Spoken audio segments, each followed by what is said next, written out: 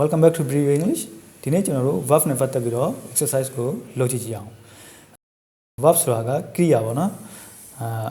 အဓိပ္ပာယ်ကကြတော့doing work မြန်မာလိုဆိုလို့ရှိရင်တော့ပြုခြင်းကိုဖြစ်စေဖြစ်ခြင်းကိုဖြစ်စေရှိခြင်းကိုဖြစ်စေအဲ့ဒါတွေကိုပြတဲ့ပုံကို verb လို့ခေါ်တယ် verb မှာလည်းအမျိုးမျိုးရှိတယ်ပေါ့နော်ဒါပေမဲ့ဒီနေ့ကျတော့ကျွန်တော်တို့ simple sentence ထဲမှာပါတဲ့ verb လေးကိုပဲကြည့်ကြည့်အောင်ပေါ့နော်verb အသေးစိတ်တော့မသွားတော့ဘူးเนาะဒီစာကြောင်းထဲမှာ verb ကပဲရလဲဆိုတာကိုအဲ့ဒါတွေပဲ exercise လုပ်ကြည့်ကြည့်အောင်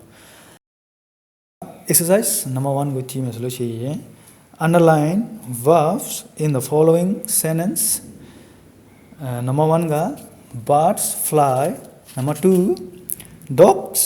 eat meat number 3 farmers live in villages number 4 he died in action. Number 5,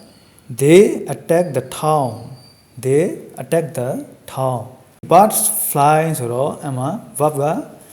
flying. အဲ့ဆိုလို့ရှိရင်ကျွန်တော်တို့ flying ကိုမြင်ထားပေးရမယ်. Number 2ကကျတော့ dogs eat meat. အမှာ dogs eat meat မှာကျွန်တော်တို့ကအမှာဆိုလို့ရှိရင် eat ကို line ထားပေးရမယ်. Number 3 farmers live in villages ဆိုလို့ရှိရင် live မှာ underline လုပ်ပြရအောင်နော် Number 4 he died in action ကျွန်တော်အမှာ died ဒီအရင်ဒီ died မှာမြင်ထားပေးရမယ် Number 5 they attacked the town အဲ့ဆိုလို့ရှိရင် attack ကို line ထားပေးအောင်ပေါ့နော် Okay ကျွန်တော်တို့ဒီ verb နဲ့ပတ်သက်ပြီးတော့ exercise လေးလုပ်ပြီးသွားပြီပေါ့နော်